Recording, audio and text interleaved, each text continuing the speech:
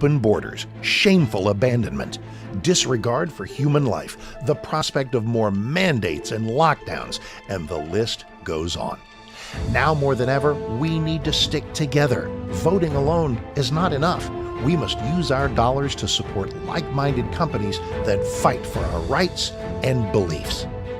Patriot Mobile is America's only Christian conservative wireless provider who shares your values. Last year, we gave more than $500,000 to conservative causes. With your support, we'll give more than $1.5 million this year. It's time to band together and support companies that truly love America and fight for our freedoms. Will you join us?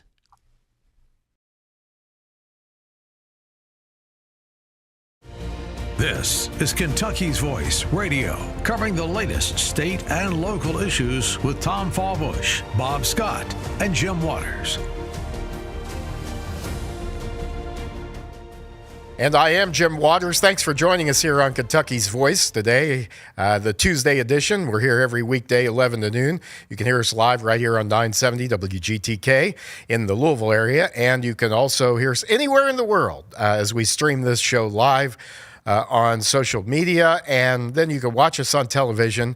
And that's why I wanted to have Lance Pearson on with us today, because he's going to make us look a lot better when you watch us on TV at 12:30, 4, and 8 o'clock today.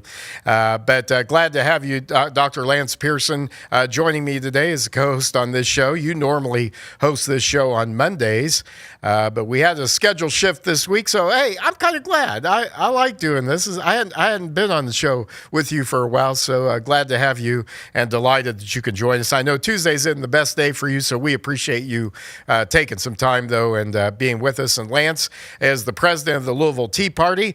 And what a lot of people might not know is, also he hosts the show on Mondays. And what a lot of people might not know is that he has a college and pro sports and management background, including, I'm sorry to say, with the Philadelphia 76ers, because I grew up in Indiana with Larry Bird and the Boston Celtics. There we go. Okay, anyhow, glad to have you with us. And I'm always, I always love that background that you have with analytics. You did a lot in analytics, and really, I think a lot of teams now are copying probably or following what you started. Am I right about that?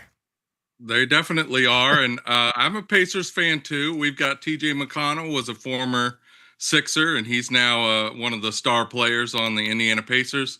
And one of my old coaches, one of the assistant coaches, is an assistant with Indiana Pacers, Lloyd Pierce. How about that? I've got a lot of fondness for the Pacers as well. There's hope yet. All right. That's well, right. Anyhow, Dr. Lance Pearson, thanks. And folks, we only have 3 segments today, thanks to a wonderful advertiser who's stepping in to support this effort and wants to tell you all about it in what would normally be our 4th segment. So that's okay with us. But this is Kentucky's Voice. What is Kentucky's Voice? News, analysis, and opinion on the issues of the day, both state and federal issues and local issues from a conservative, common sense, Christian-based perspective. Maybe we should ask Dr. Lance Pearson, who is Kentucky's Voice? Very simply, it's all who listen, watch, share, like, repost, and support this show. You are all Kentucky's Voice, and we're just here aggregating and amplifying, and we're just sort of being the vessel to get this out. And we're putting together lots of great conservative voices in our state and nation, including Mr. Andrew Cooper-Ryder, who you can hear tomorrow on Wednesdays right here at this same time. So we hope you'll make this part of your day. How you can support us, you can text us at 502-571-0970. Maybe you just want to let us know you're listening and that this show is a source of information and perspective for you. I was in the Waffle House, of all places, in Radcliffe, Kentucky, Dr. Lance Pearson, on Saturday morning. It's the only place that has country ham anymore, so there you go. You got some insight on things I like. But I'm sitting there, and this guy keeps looking at me, and then finally he comes up, and very crowded on Saturday in there, but he didn't stop him. He said, "Aren't you on TV?" And I said, "Well, I was trying to hide that fact this morning, as a matter of fact." No, I'm just kidding. No, we got a big laugh I at had it. the same thing. I had earlier this week.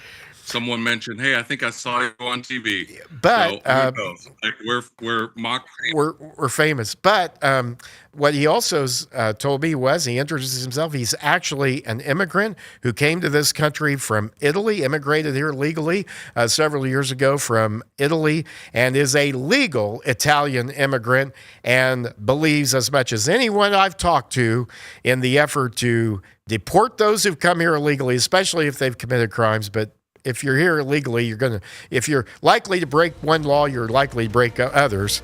And he's very supportive of Donald Trump's efforts to reform our immigration policy. He loves the show. Very inspiring conversation. And so let us know if you're listening today, 502-571-0970. Also, you can support us by texting 53555 to KY Voice. And we'll be back with more of Kentucky's Voice. Dr. Lance Pearson, Jim Waters here. Stay with us. Don't go away.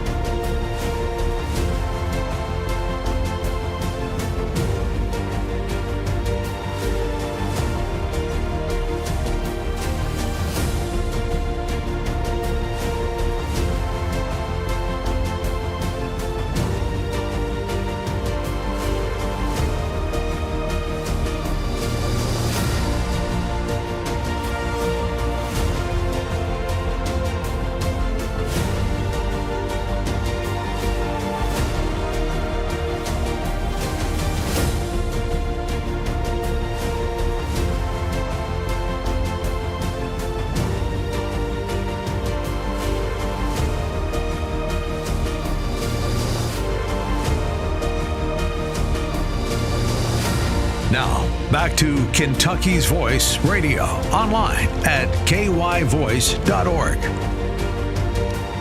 And this is Kentucky's Voice. And I was reminded during the break, and thank you, Dr. Lance Pearson, Dan Brown, that this show streams live on YouTube, Facebook, and X. So you may not be in the listening area of 970 WGTK, the radio station, our flagship station that carries this program live every day, but you can hear us live every day.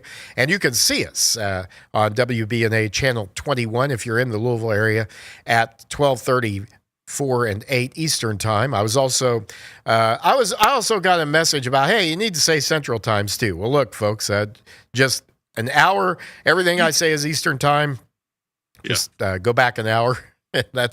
And you can figure it out from there. But I'll tell you right, we're on at 11:30, 3 and 7 Eastern time on Channel 21 WBNA. By the way, if you're a business owner and you're looking to reach potential customers in the greater Louisville area, and if you're looking for an audience of folks who are loyal to the advertisers on this program, this station, this network, let me know.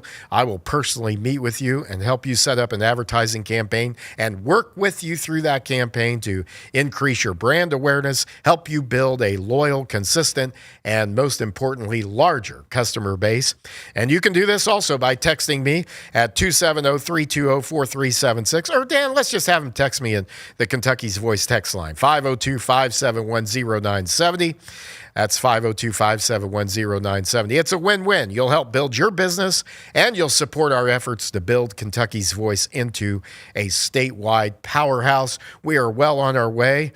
Besides, I love helping businesses grow and get to know the folks who make this happen right here in our community and across our Commonwealth. Well, believe it or not, Dr. Lance Pearson, my co-host today, we are now into March. Our primary election is now less than 90 days from now. Thomas Jefferson said, wherever the people are well informed, they can be trusted with their own government. And you've got some chances, folks, to be well informed. One of those is going to happen right here in Jefferson County, right, with a debate with the Republican Senate candidates for the U.S. Senate seat on the Republican side. Lance Pearson, that will be happening with the Jefferson County Republican Party, I believe. What's the date on that? Do you know? It's Monday, March 16th. March 16th. And that actually corresponds to our next meeting of the Louisville Tea Party. So we're debating how to do that. We don't want to cross program, so we may actually put together a watch party or something. That So sounds we're like a trying to real, figure out how to deal with it, but yeah. it's really the first major debate of all these U.S. Senate candidates. Very good. And also, while we're at it, we're planning on a debate here in May, so we may have one of the last ones. You'll have one of the first ones. So we'll see what happens during that time. Also, I want to go to Hardin County for a moment, make you aware of some of the opportunities that you'll have to educate yourself as voters before the primary there on March 14th. So I guess that would be a Saturday, right? Saturday at 11 a.m., March 14th, Vine Grove City Hall. You can meet your candidates there. This is being put on by the Hardin County Republican Party there. That will be 300 West Main Street, Vine Grove there. You can come out, support your local candidates, find out more about them, ask them questions. That's what I'm going to do because I'm in that area and I need to know more about who the mayoral candidates are. I'm starting to see signs, city council candidate signs. There's going to be a time for the candidates. Will have a short amount of time to speak, and then there will be questions and answers.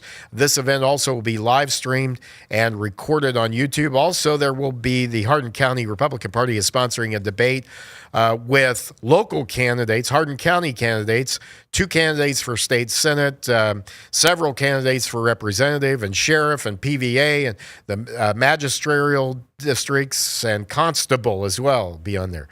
So that'll be on April 11th at 11 a.m. I believe that also is a Saturday, and that will be at ECTC in room 212, 600 College Street Road in E-Town. So if your group or party or organization has an event coming up during this primary campaign season, you get it to me. We'll let folks know about it if it's in the area here.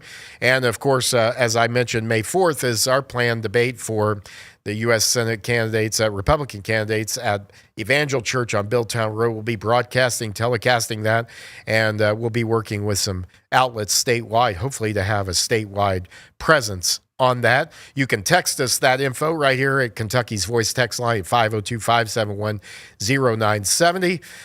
And so speaking of being informed, Dr. Lance Pearson, we want to make sure that people know about what's happening in the legislature. We're in the 39th day of the Kentucky General Assembly, so we're almost 2/3 of the way there for a 60-day session. And I want to go ahead and get your input on that. But first of all, if you've been paying attention to what's happening with the Iranian situation, and who hasn't, right? But I want to make a quick point about how this is being covered, particularly how the death of this dictator, Khamenei, is being portrayed in the progressive Western media. And I found a great summary of that from the Free Press. Go ahead with that clip, Dan Brown. If you read Ayatollah Khamenei's obituaries from Western media, you might think that a world leader, albeit a slightly controversial one, had died. The New York Times called him a hardline cleric who made Iran a regional power. They described his leadership style as avuncular and magnanimous. The Washington Post assured readers that Iran, under Khamenei, did not seek to destroy the Jewish state militarily, just its dissolution through referendum. The Guardian took us on a tour for his love of Victor Hugo and Persian poetry. They made him sound like a bookish scholar. While these gentle obituaries were being drafted in newsrooms across New York, Washington, and London, Iranians poured into the streets, not to mourn, but to celebrate. For 47 years, they have lived under a regime that imprisoned women for showing their hair, hanged gay men from cranes in public squares, executed political prisoners by the thousands, tortured dissidents, and treated the most basic human rights to speak, dress, and practice religion freely as crimes punishable by death. It is worth remembering what the actual record of his rule was. 22-year-old Masha Amini was killed by the morality police for wearing her hijab improperly. Protests erupted. Khamenei's response? Kill 5.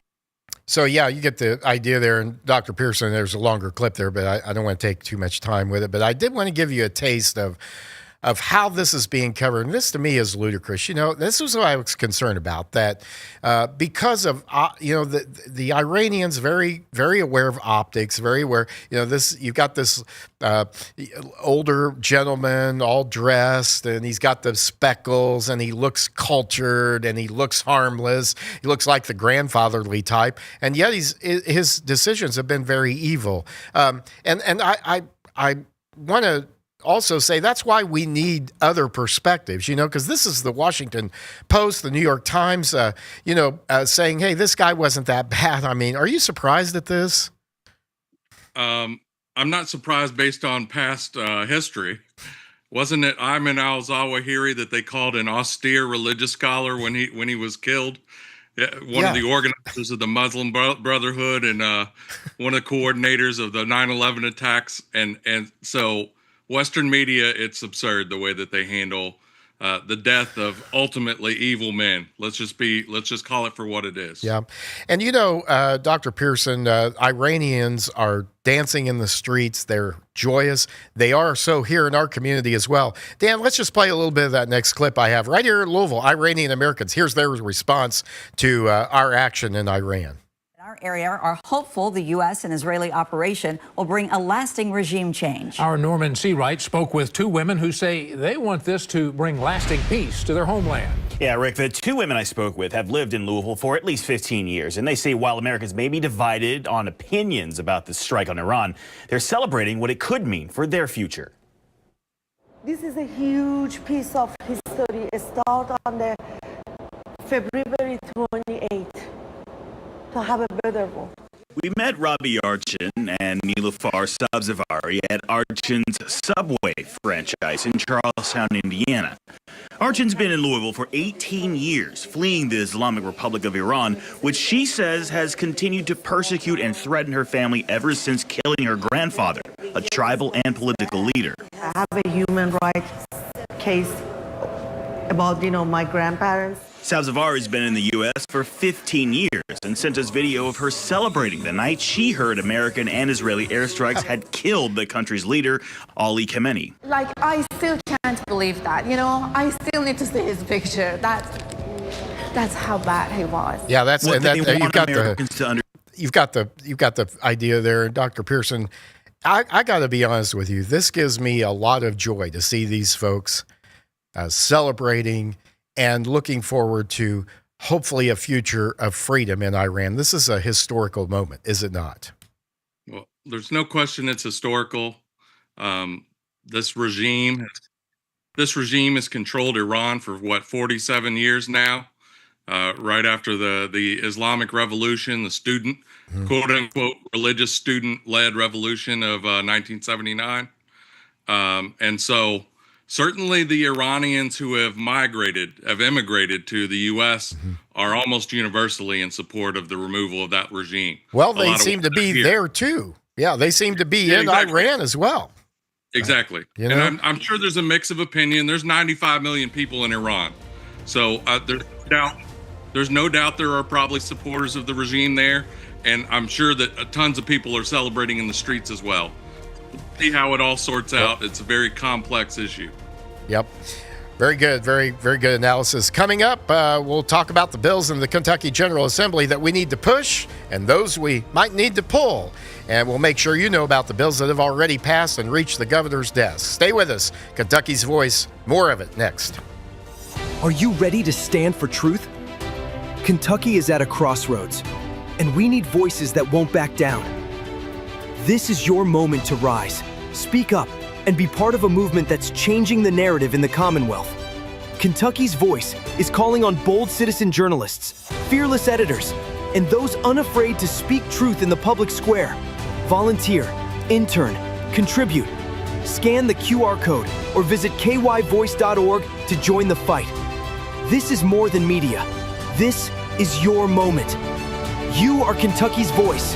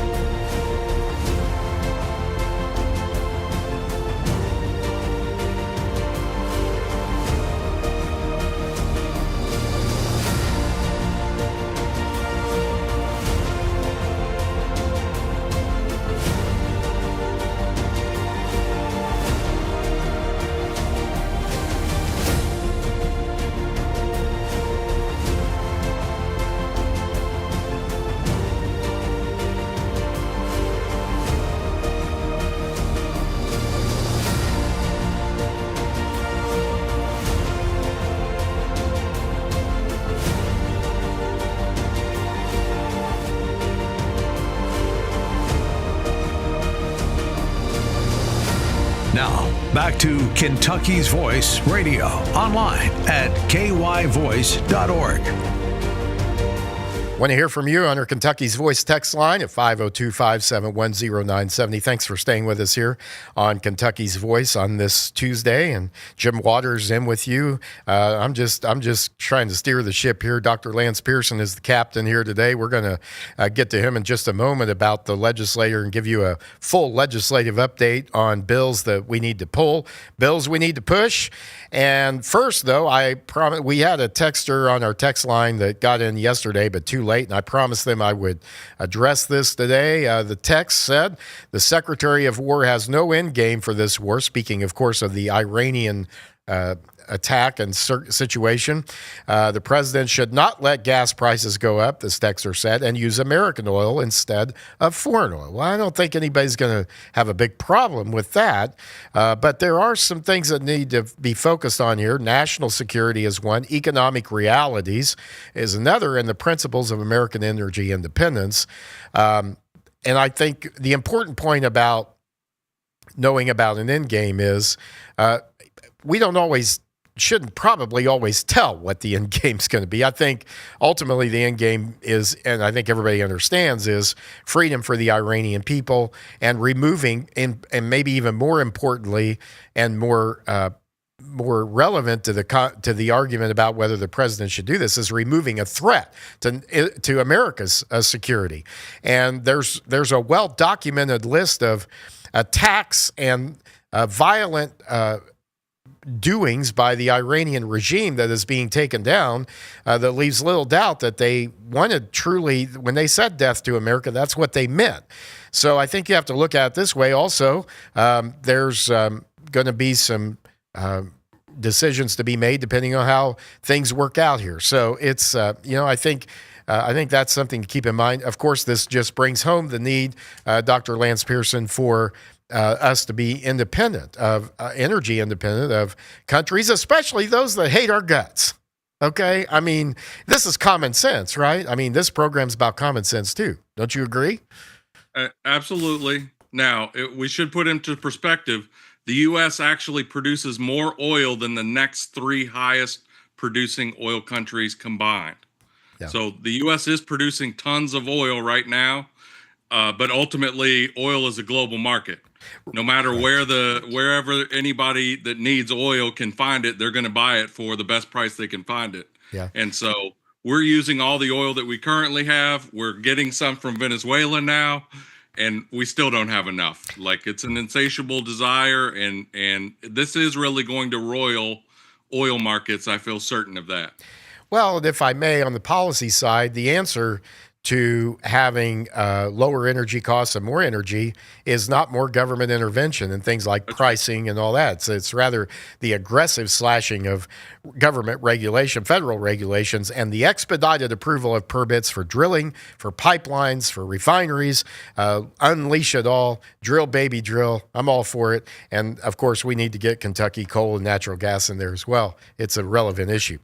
Well, Dr. Pearson, there's never enough time on this show, is there? But we're gonna do the best we can here with the. Let's do a legislative update now. And as I said, we're in the 39th day officially on the calendar of a 60-day session. And that means that there are 60 days in the session. They don't meet, of course, on weekends, and there's other days. But as far as the legislative calendar goes, we've got about a third of the session left after today, as we're two-thirds really the way through. I guess we should mention the number one priority of legislators, the number one constitutional duty of legislators is to pass a balanced budget here. Do you have any thoughts on that today? I know we've had a budget pass the House. The House has passed its budget. The Senate will consider it. There's been some delay, though, because this administration, the Bashir administration, continues to not provide the information that the legislature needs to properly do its job. This is outrageous, I think. That's right. And that really flared up over the interim session. So this has been going on for months, 5 months. They've been trying to get records for recommendations on how much to spend in the various areas of the government from the governor's office. And the governor has basically been stonewalling them, saying that all of that is work product and you will see the final numbers that we want at the end. And the legislators, I think, very reasonably are like, no, we need to see the work product. If we're going to try to cut back on some of the spending, we need to know what logic goes into how much these numbers, the final numbers, where those come from. Which, of course, when you talk about wanting to slash spending, which this governor knows that's what they want it for, and so he's not on board with that. He doesn't think we ever should cut. He never saw a spending government program or tax increase that he didn't absolutely adore, and he never saw a tax cut or spending cut that he didn't despise. That's right. That's right. And we're talking real money here. This is a 2-year budget, so we're talking about $31 billion over 2 years of state spending. We're not even talking the federal money that comes down to the state, and we get a lot of federal money here in Kentucky. Yeah. All right. Well, let's look at some bills that have passed both chambers. We've had a bill signed into law. First of all, let's start there. Senate Bill 172, which really directly relates to this tough winter that we've had here. Tell us about that, Dr. Lance Pearson. Yeah, that's right. There's only one bill that has already become law. They like to backload the calendar so then they can complain about we don't have any time whenever there's a bill that they don't really want to have time to pass. Right. But they have passed one. The governor did sign it. It was SB 172. And my understanding of what it does is there is an agency in the state government that controls public utility companies. It's called the Public Service Commission, the PSC. And what this does is it tells the PSC to allow utility companies to spread out spikes in bills over multiple months. And so this actually impacted my family. My mother owns some commercial property in Southern Kentucky. Normally, the winter electric bill, I think, is somewhere in the $200 to $300 range. She got a bill for about $800 or $900 because of that Arctic, they called it the Arctic freeze, where the whole eastern seaboard was basically frozen. And so a lot of people saw a huge spike in their electrical bill. Now, currently, the utility companies have to pass that on right when you use it. You get charged for how much electricity or natural gas or whatever it is you're using to heat your home you use in that month. This allows them to spread that over multiple months, and I think would be a big help to a lot of people. Yeah, but I think the companies already had that option, didn't they? Many of them offered customers that option already, but a lot of people didn't know about it, right? And so now it's past the point of being able to sign up for that. But I would encourage everyone to do that anyhow. If you can sign up with your utility company, you can spread out those payments. You'll pay a little more during the nice weather, but when this hits, you'll be better off. So I think you're right. So that's Senate Bill 172. All right, let's see. There's been 2 bills that have passed both houses that have gone to the governor's desk. He has not taken action on them officially as far as I know yet. One of those is House Bill 314, which really gets rid of this Kentucky Communications Network Authority that oversaw this really boondoggle, this wireless government-owned wireless boondoggle called Kentucky Wired, and what a mess that's been. That's right. And my understanding of what this bill does is it takes it out from direct control of the governor and moves it under the Office of Technology. So it's basically shifting it to a different area of the country, of the state government, but it's basically you have failed in managing this. We've got billions of dollars in overruns at this point. So they're just like, enough is enough. We're going to move the management of this entire Kentucky Wired project under a different office. Well, so I think that's what that bill accomplishes. I think it's a good idea. There's no way the governor's going to sign it. Well, and there's every way that the legislature is going to override it, as they've done hundreds of times. Unbelievable. Okay, the other bill that's passed both houses, House Bill 1, which would opt Kentucky into the federal tax credit scholarship program.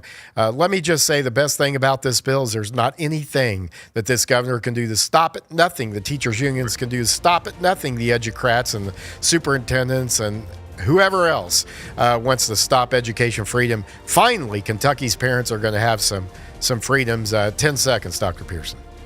Yeah, I'm sure we'll carry this over to the next segment. This is the most important bill other than the budget in this session. But yeah, the important thing is no state dollars are involved. It's all tax credit. Yeah, let's talk about it a little more when we come back on Kentucky's Voice. right here. Stay with us. Thanks for joining us.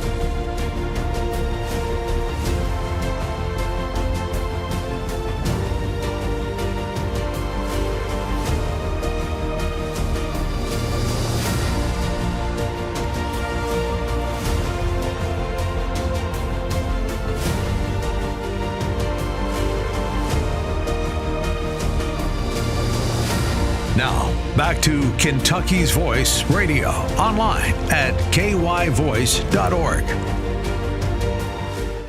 We'd love to hear from you today at 502-571-0970. You don't even have to talk on the radio or TV. All you have to do is text. I mean, how much easier can we make this? But love to hear from you. 502-571-0970, our Kentucky's Voice text line. By the way, if you're a business owner, you want to advertise, and we can help you expand your customer base. We can help you build your brand. I love doing that for businesses myself. I'll come sit down with you myself. Just text me at 502-571-0970. This off our Kentucky's Voice text line today. Do we know how the situation in Iran is being explained in our public schools and how dangerous the Iranian regime is?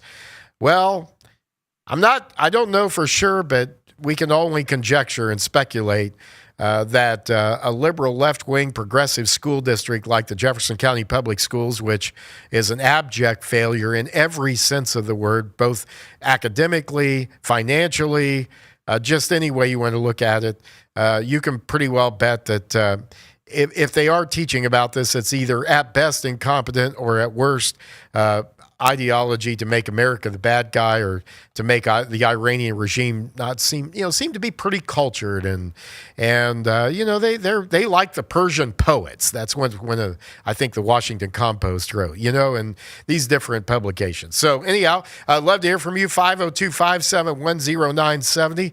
That's why we need Kentucky's Voice, Dr. Lance Pearson, my co-host for today. We need this conservative outlet and outlets like this across the country that folks know they can come and get conservative, common sense, faith-based point of view. By the way, we should be concerned about Sharia law. There is a bill that I think would sort of clarify, wouldn't it, in the legislature, that we're not going to adhere to Sharia law. Do you know anything about that bill? I actually don't. Yeah. I wasn't prepared for that one. Well, that's sort of out of left field. I'm sorry. You wouldn't think it would be controversial, though. Yeah, but I know that's being discussed in some circles. But let's go to things you are ready to talk about, Dr. Pearson, and of course, House Bill 1, as we said, positions Kentucky to participate in the federal education tax credit scholarship framework. And what this would do would allow donations to be made to scholarship granting organizations, with the donor receiving a matching federal tax credit. And this would expand, most importantly, I think, options for parents. What I'm saying is I think this is the most important aspect of this, is it would expand options for parents when it comes to the educating of their children to pick a better school, find a better educational setting for their school. And especially if you're a low-income parent or a parent who has special needs children, this would be really fantastic. And the bill is set up, I believe, to allow I believe it would be the Secretary of State, right, to oversee this program. Yeah, they didn't want to put it under Bashir because they didn't think he would act in good faith. I think very reasonably that was their assumption. Right. So yeah, this is being organized by the Secretary of State, and if you pay $1,700 or more in your federal taxes, this is a dollar for dollar refund. Instead of giving that money to the federal government, you give it to one of these scholarship granting organizations, and then dollar for dollar, that gets subtracted from your federal taxes. Importantly, no state money is being used. Right. The Kentucky Supreme Court has taken an interpretation that any state money that's involved in any way violates the Kentucky Constitution if it's going towards non-public schools. Yeah. And so this does not involve the state's money at all. It's all federal tax credits. And really, this was a no-brainer piece of legislation for the state legislature. It doesn't affect Kentucky's budgets. It's all a federal budget issue. So Yeah. I don't think the Supreme Court is going to have any basis for stopping this. And it's going to allow that $1,700 to be transferred to low-income individuals. In fact, it doesn't even block some public school funding from going from these scholarship organizations. Right. For example, if there's an after-school program that the public school is running that needs funds, they could apply for one of these grants and get a grant. So it's not even limited to private or homeschools. Right. It would actually do very similar what House Bill 563 would have done on the state level, which is allow public school students to also get a scholarship to help add whatever's needed to their educational experience. So if they need tutoring, if they need supplies, special needs students need special therapy or special settings, this would help. It's all about the educating of the student, and the student is at the center of this. And yes, you're right. Our state Supreme Court has no say in this. I left them out of the list of people, but that's the most satisfying thing about this after years of fighting for this, is that these groups who have fear-mongered, scaremongered, traveled this state lying through their teeth about what school choice is and is not, have no say in this. They'll be gnashing their teeth about this. There's nothing, as far as I know, they can do about this. And in fact, our U.S. Supreme Court in the past has clearly stated that such programs are constitutional according to our U.S. Constitution. So I think it's a great day for Kentucky families and parents, and it's a great win for us here in the state. By the way, I want to thank Representative T.J. Roberts for being the sponsor of that bill. You know, he's really done a great job on this, and I saw him in the Capitol, thanked him, and he said, of course, as if, he had it on his mind all the time. So we're appreciative of him. We're appreciative of the leadership. You know, we criticize where it needs to be happen. We criticize where criticism is required, but we also need to thank these legislative leaders. They've expended some political capital on this issue, and I truly appreciate it, and so do many parents and school choice supporters across our state. By the way, we're going to have on some experts on the federal legislation that can answer more questions and get more into how this is actually going to work in future shows, and that won't be far off. But for now, let's celebrate this win that we have. Well, Dr. Pearson, we've got about 5 minutes left. What about other bills that people need to be focusing on and our listeners and viewers need to either push or pull on? Well, I think HB 2 is probably the second most non-budget bill. And really, the reason it's important is because it does affect our budget quite a bit. That's a bill that reorganizes the way that we have oversight over Medicaid in the state. As our listeners probably know, I think the original Bashir, Daddy Bashir, opted us into Medicare expansion. Medicaid, yeah. Over a third of people in the state of Kentucky are now on Medicaid in some form. Mm-hmm. And the expenses that are associated with that have just exploded, especially in the last few years since COVID. that it's driving up the state's medical costs. Even though the federal government picks up most of that cost, just the state portion has been exploding. And so the one big beautiful bill, which put in the provision that HB1 is taking advantage of, it also had some requirements, some added requirements for these states that have expanded Medicaid. There basically needs to be a lot more oversight. And so Ken Fleming is the primary sponsor of that bill. Very important that it passes. I have no doubt it will. The governor will veto it. They will override it. Lance, let's stop there for a minute on that.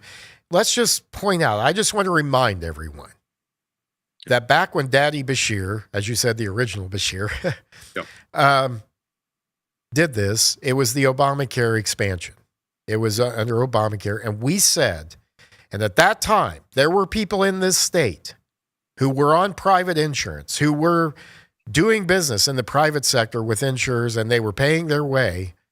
But when the eligibility increased, the eligibility threshold increased for the government-run program, many people dropped that private coverage they had and came over and got on the government dole and drove up the cost of this for taxpayers. We said this was going to happen. Now, I would challenge anyone to prove to me that this has improved our health in Kentucky, the health of Kentuckians. There's no evidence that it has.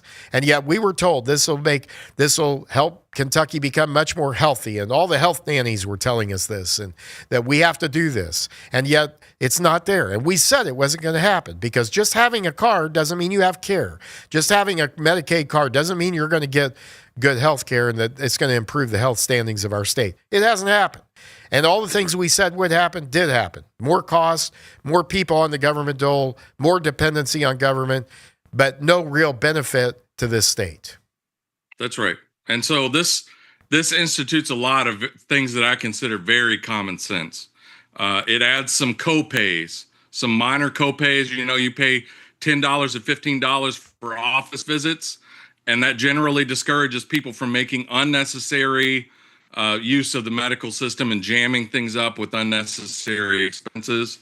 It adds in some work reporting requirements. You have to be involved in community engagement or work reporting in order to maintain, if you're an able-bodied adult, we're not talking about sick kids, but able-bodied adults need to basically be seeking out jobs or engaging with the community and doing public service in order to stay on Medicare. Aren't those Republican legislators just a bunch of meanies, man? They're just exactly. Meanies. It's unbelievable to me that this is even debatable. Like, obviously, these things should be in place. There was also a Medicaid requirement where if counties have a certain level of unemployment, they didn't have to be looking for a job. This basically does away with that, which to me is absurd. If anything, the counties that have high unemployment, people should be looking for a job even more. Right.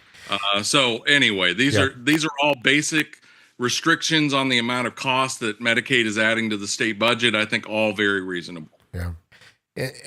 Anything else in the last minute we have here? What else? Well, one that's a little bit hot is let me find the number of the bill. HB 299 passed the House this time, and this is somewhat controversial. Jason Neiman sponsored it. It's, I believe they call this the Glock switch law. But what this does is people are creative, including firearms manufacturers, and so they have come up with like devices that allows for firearms to rapidly cycle through. They call them machine guns. That's a nonsense term. That passed the House, and it was very controversial for a lot of Second Amendment advocates. Dr. Lance Pearson, thank you for the update. Thanks for keeping us informed. Never enough time, but we'll do this again. It was fun. Have a great rest of the day, folks. Kentucky's Voice. Join us on TV 12:30 Eastern, 11:30 Central. Don't miss it. God bless. See you tomorrow.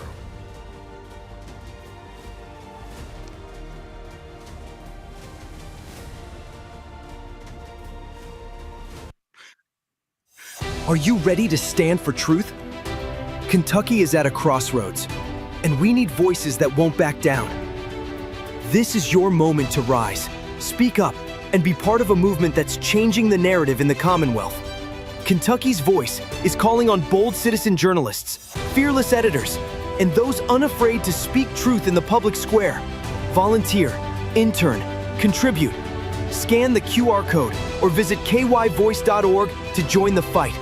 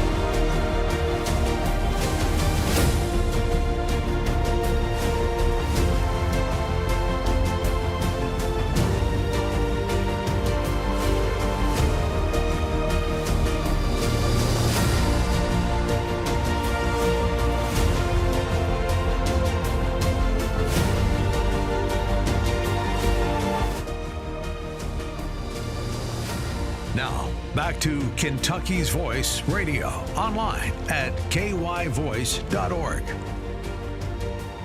All right, welcome to the program, Kentucky's Voice. I'm your host today with Tom Fallbush with Bob Scott, and we have a really excellent guest on and an excellent topic, and especially for this time of the year, Bob, because in the first part of the year, people make their New Year's resolutions to get healthier. Okay, we're dead, right? And well, there's never been a better way to do that than with this program we're going to talk about. You can lose 20 to 40 pounds in only 40 days, guaranteed, and it's through a local a group called Vitality, Wellness, and Weight Loss. And we have the spokesperson, David Jespers, on the line with us. Davis, I'm sorry. Tell us about this. And so 20 to 40 pounds in 40 days, that's pretty impressive. How do you pull that off? Yeah, good question. So it's actually interesting. My background, I was planning on being a pastor. So I was in seminary, and I just started gaining a bunch of weight. I was eating the same way I was eating in college, but not having the metabolism that I did when I was in college. And I walked past a mirror and I found this I saw this extra fat roll under my arm, and I hated that. And so I decided I was going to do something. So I started counting calories, because that's, what people said to do. If you count calories and your calorie expenditure is more than what your intake is, then you'll lose weight. So I was like, okay, this sounds pretty simple. So I, for a year, ate between 800 and 1200 calories. I did that for a year, and I ended up losing 20 pounds. Now, if you go back and do the mathematically, based upon the calories, I should have lost 50. But again, I don't know anything about what I'm doing. I'm just doing the best I can. Just eating less, just eating less calories. Eating less, yeah. Mm-hmm. and exercising more, which is what everybody says to do. Yeah. It's what we're told to do. Mm-hmm. I then went on a cruise, and it was the first time I've ever been on a cruise, and I wasn't, I didn't drink alcohol. I don't like sweets. The only thing that the only difference was I wasn't counting calories, and I wasn't counting calories because I didn't want to pay the extra money for the internet on this cruise. And I gained 7 pounds in 5 days, on a 5-day cruise. Wow. And honestly, it was so discouraging. Like, when I was 195 pounds, and I'm 5'4". Now, if you on the dating apps, I'm 6 foot, but 5'4" in reality. So that would make me, at 195 pounds, that would make me medically classified as obese. Obese, yeah. And Wow.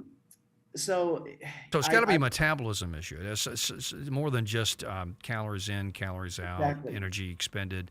Some Yeah. people are wired differently. Some people have a different metabolism, and they just process food differently. And so it sounds like that's what you're dealing with. Well, and then exactly. So then I worked with a naturopath doctor, and he said, the approach that you're using is wrong.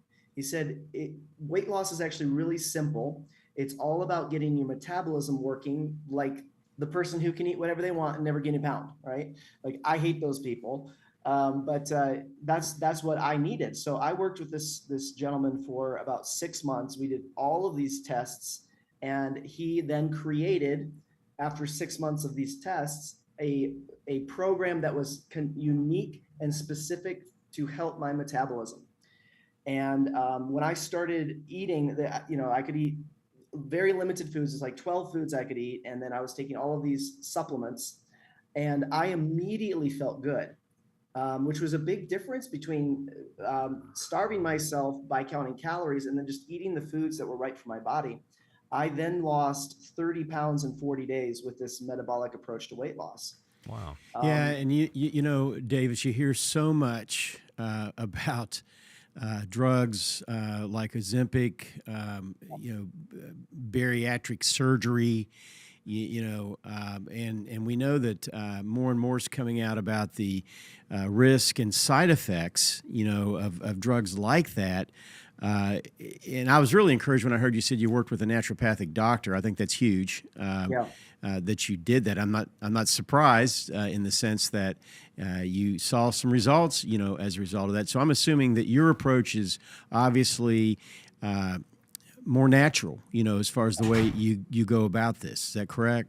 That's correct. So, so I go through this transformation for myself, and I'm like, okay, I drop out of school for being a pastor, and I start studying nutrition, because the way my life was transformed was it was the biggest transformation I'd ever had. And it gave me this huge amount of confidence that I could do anything that I wanted to do. And I then get into distance sports, and I start watching a guy named James Lawrence, and his nickname is the Iron Cowboy. And he is doing, at this time, this is 2015, 50 Ironman triathlons in 50 states in 50 days. And he actually did it, which is incredible. And I noticed he was doing this bioscan that he kept on talking about. He would do one in the morning and he would do another one at night. So I did some research, and I found the company that made this equipment, and I reached out to them, and I said, is there some way we could take this equipment and apply it to metabolic function instead of sports performance? And they said, absolutely. You just need to program it with us. And so that's when I reached out to my friend, Dr. Perks. And I was like, hey, I need some help here in more of the deeper medical stuff. So then we worked together to program our first metabolic bioscan. It took us about a year to do. And then when we finished, Dr. Perks was like, well, before I can have any of my patients do this, I need to do it first. So then he was our first guinea pig, and he lost 32 pounds in 40 days. And because of the bioscanning technology now, what took 6 months and about $15,000 worth of all of these tests, we can now do at our offices in 17 and a half minutes. That's crazy. So, and all that with no exercise? Is that what you're saying? So no exercise. It's just all just measuring just scanning the body, understanding what it needs, what the right foods are, and just kind of dialing in just right from a diet standpoint. That's it. Is that? And here's the principle that we try to reinforce so people understand. When you focus on weight loss, you slow metabolic function. And it hurts your body's ability to lose weight in the future. That's why, for a year, I ate so few calories that my body's metabolism slowed down. Oh, okay. And then that's why I gained 7 pounds. When you had a bunch of extra food. days. Yeah, because your body's used. Yes, that makes perfect sense. And this is then what happens with people. They're stuck in this constant yo-yo where they lose, weight, but then they gain weight and then more back. And there was that documentary on Biggest Loser where everybody gained their weight back and then some. Yeah. And that's because the focus on weight loss hurts metabolism, but a focus on metabolism, the side effect to that is weight loss. Is weight loss. Fascinating. That is a really interesting insight. So what about like intermittent fasting and stuff? You know, is that good? Should you do that? Absolutely. So we incorporate intermittent fasting in part of what we do for our program. But intermittent fasting, like the way the body's insulin levels work and glucose, we're not meant to be eating 3 square meals a day. Right. Like that idea came about from the FDA trying to sell more food. Sell Cheerios. Yeah, exactly right. Yeah. That's right. It actually, you're supposed to eat like a meal or 2 a day, and you have like a big insulin spike, and then it comes back down. But like most Americans, we're like constantly eating. Yeah. So we have like a low grade insulin that causes obesity. Yeah, you're really onto something, Davis, because I have battled, on the health side, ulcerative colitis for many years. And recently I started more of an intermittent fasting where I'm doing now and have employed with great success what you're talking about, where I'm eating 1, maybe 2 meals a day, and it's within a defined window. It's my understanding you have a gift for our listeners, and I'd like for you to share that with them. I'm sure they're very interested in what you might have. Yeah. So pull out your phone. We do initial assessment is typically $300, but for the listeners of the show, we're going to give it to you for only $47. Oh, wow. So pull out your phone. It's really simple. You're going to hit pound 250 and then call. You're going to hear a recording, and you're going to use the code word Vitality. And then we're going to send you a text message with a link where you can then register for your $47 assessment that's normally $300. So pound 250, use the code word Vitality, and we will send you a text message with that special. That's absolutely incredible. I just want to thank you for being on the program today. Really, what you've shared is fascinating. I know it's something I'm going to check out myself. You got my interest, for sure. And again, this is pretty impressive. The fact that you can. And I was in the health and fitness business myself for about 20 years. So, needless to say, something like this absolutely gets my attention, and how you can really transform your health in a relatively short period of time, and do it very, very simply, as far as the process is concerned. And I just, again, want to thank you for coming on and sharing with us and our audience about your new exciting discovery and what it can mean and how it can affect other people. Yeah, and it's Vitality, wellness, and weight loss. Wellness and weight loss, that's and they can contact you through what you suggested there, the phone link there, but also your website, I assume. To get the special, just all listeners just dial pound 250 and then use the code word Vitality, and then we'll send you a link. That's the best way to do it. Yep. Yeah, that link will walk you through all of the steps then. Brilliant. Good deal. Davis, thanks for being on the show today. Really appreciate your time and great work, because a lot of people need this, and I know I need it, Bob, but we can all use it. So I'm going to buy a scan tomorrow. So here we go. Okay. All right. Thanks, Davis. Talk to you soon. Awesome. I appreciate it. Are you ready to stand for truth? Kentucky is at a crossroads, and we need voices that won't back down. This is your moment to rise, speak up, and be part of a movement that's changing the narrative in the Commonwealth. Kentucky's Voice is calling on bold citizen journalists, fearless editors, and those unafraid to speak truth in the public square. Volunteer, intern, contribute. Scan the QR code or visit kyvoice.org to join the fight. This is more than media. This is your moment. You are Kentucky's voice.